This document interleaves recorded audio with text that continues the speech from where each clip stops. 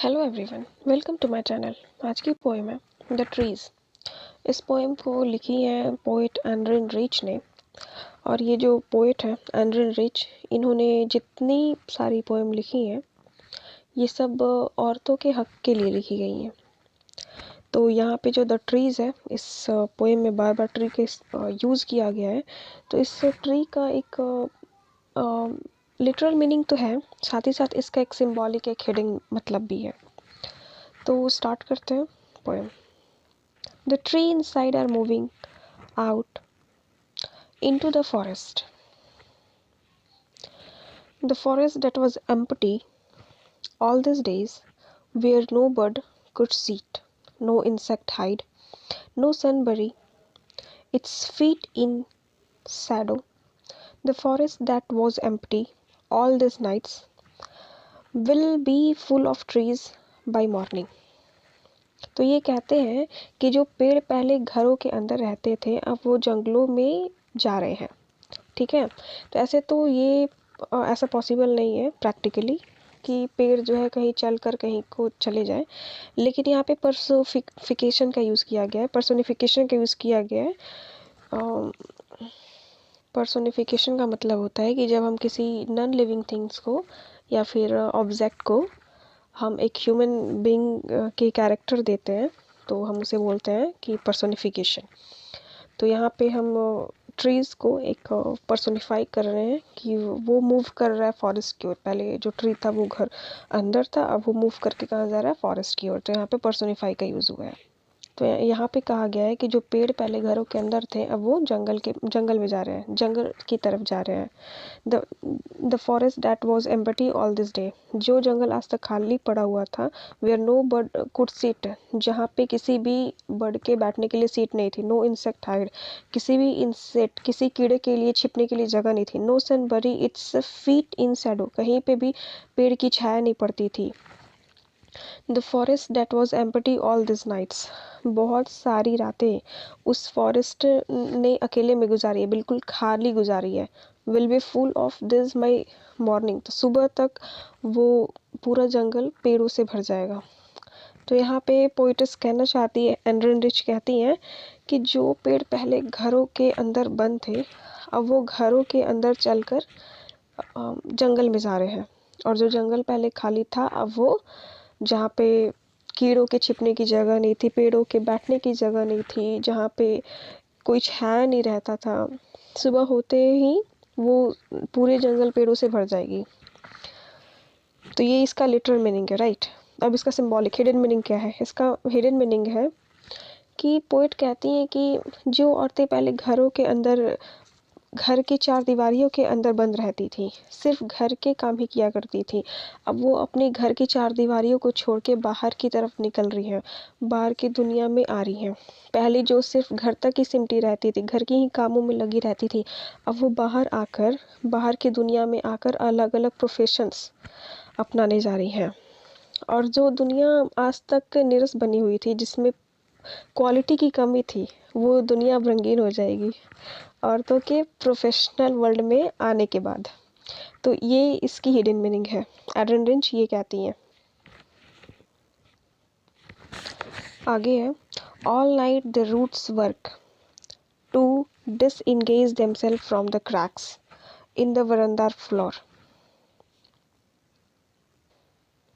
पूरी रात जो पेड़ की जड़ें हैं वो काम करती रही, कड़ी मेहनत करती रही।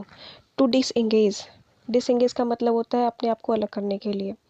From the cracks in the veranda floor, घर की वरांडे के फ्लोर में जो जड़ें उगी हुई हैं पेड़ों की, उनको डिसएंगेज करने के लिए, उनको अपरूट करने के लिए, उनको निकालने के लिए, उखाड़ने के लिए पूरी रात जो है पेड़ की जड़ें हैं जो मेहनत करने लगी। सारी रात जो पेड़ की जड़ें मेहनत कर रही हैं बरामदे के फ्लोर में उगी हुई है वहाँ से निकलने के लिए। The leaves strain towards the grass, जो पत्तियाँ हैं वो जोर लगाते खिड़की की कांच की तरफ जा रही हैं। Small twigs stiff with exertion, जो छोटी छोटी टहनियाँ हैं वो भी जोर लगाने के लिए बिल्कुल स्टिफ्ट हो गई हैं। Long cramped bogs shuffling under the roofs, ये कहता है कि लॉन्ग क्रैम्प का मतलब होता है कि लंबे टाइम तक जब हम कोई काम नहीं करते हैं, वैसे ही बैठे रहते हैं तो क्रैम्प्स आ जाते हैं मसल्स में। तो जो छोटे जंगल के लिए यूज़ किया जाता है ये वर्ड। तो यहाँ पे जो बॉक्स है यूज़ किया गया है घर के पेड़ों के अंदर के लिए। जो लंबे टाइम से घर के अंदर उगे हुए पेड़ हैं जो क्रैम्प हो चुके हैं, वो रूफ के नीचे शफल कर रहे हैं, अपने आप को हिला डुला रहे हैं। यानी पेड़ों का हर हिस्सा घर को छोड़ के जंगल की ओर जाने के लिए मचल रहा है। Like newly discharge patient half dazed moving to the clinic doors. ये जो पेड़ है ये हॉस्पिटल से नए नए डिस्चार्ज हुए पेशेंट की तरह बिहेव कर रहे हैं, जो हाफ डेज्ड है, यानी पूरे तरह से होश में नहीं है, या यहाँ तक कि उन पे दवाइयों का असर है। वो बड़े ही तत्पर होके क्लिनिक डोर हॉस्पिटल की ओर दरवाज़ों की तरफ बढ़ रहे हैं, क्योंकि जब भी कोई पेशेंट हॉस्पिटल से डिस्चार्ज होता है तो उसको घर जाने की काफ़ी जल्दी होती है, जबकि उसके शरीर में उतनी ताकत नहीं होती। दवाइयों का उसके शरीर पे असर होता है, लेकिन वो पूरा जोर लगाता है, लड़खड़ाते हुए क्लिनिक डोर्स की ओर पूरी ताकत की ओर बढ़ता है। ठीक इसी तरह हाल जो है पेड़ों के साथ भी है।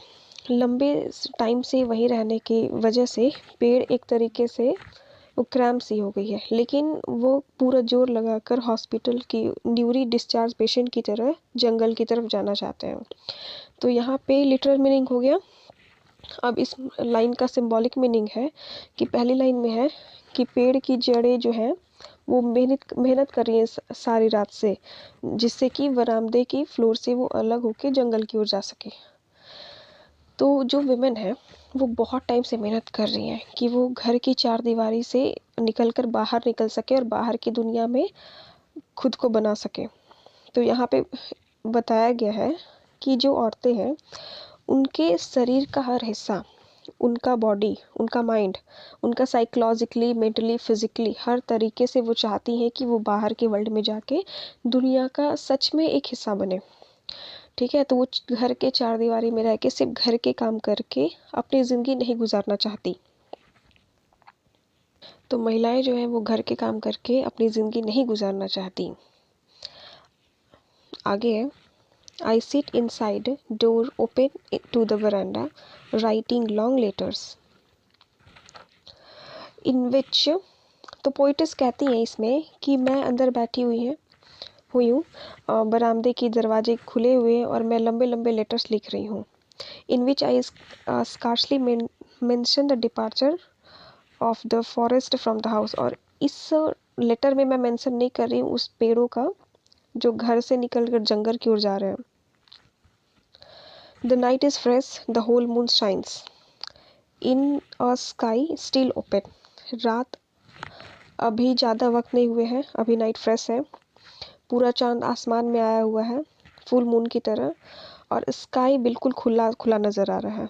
The smell of leaves and lichen still reaches like a voice into the rooms. जो पेड़ों के पत्तियों की स्मेल है और जो लाइकेन एक तरह का प्लांट होता है वो स्मेल है, वो एक मुस्तक आ रही है, जैसे कि आवाज़ आकर कमरे में जैसे आवाज़ करके मुझसे कुछ कह रही है। तो यहाँ पे कह रही है कि पेड़ों की स्मेल मुस्तक आ रही है, जैसे कि वो कुछ आवाज़ करना चाह रही है। तो ये कह रही है कि घर के अंदर बंद औरतें जो हैं वो उनकी कुछ अनहर्ड वॉइसेस है, उनके अंदर की कुछ ऐसी आवाज़ें हैं जो बाकी लोग सुनते नहीं हैं या बाकी लोगों को सुनाई नहीं देता। वो अपने घर को छोड़कर बाहर की ओर जाना चाहती हैं।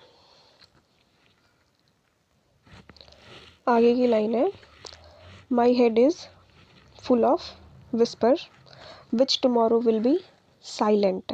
तो मेरे हेड में बहुत सारी विस्परिंग हो रही है। विस्पर का मतलब फुसफुसाना, मेरे कानों में बहुत सारी आवाज़ें आ रही हैं। और आवाज़ें किसकी आ रही हैं?